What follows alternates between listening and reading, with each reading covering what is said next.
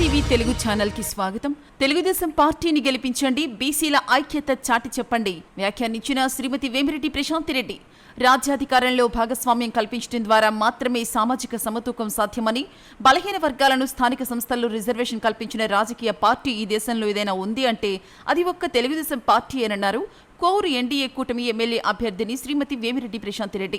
శ్రీమతి వేమిరెడ్డి ప్రశాంతిరెడ్డి అధ్యక్షతన కోవూరు మండలం లేకుంటపాడులోని VPR camp కార్యాలయంలో జరిగిన జయహో బీసీ బహుజనుల సమర శంఖారావం సభకు నియోజకవర్గ వ్యాప్తంగా బలహీన వర్గాలకు చెందిన నాయకులు మరియు కార్యకర్తలు పెద్ద సంఖ్యలో హాజరయ్యారు.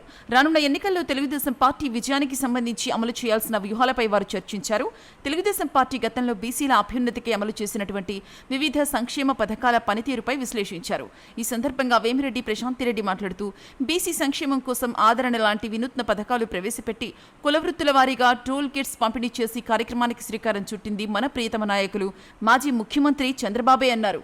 బలహీన వర్గాల జీవన ప్రమాణాలు మెరుగుపరిచేందుకై బీసీలకు సబ్సిడీ రుణాలు, బీసీ విద్యార్థుల కోసం విదేశీ విద్యా రుణాలు అందించిన ఘనత కూడా టీడీపీకే చెందిందన్నారు.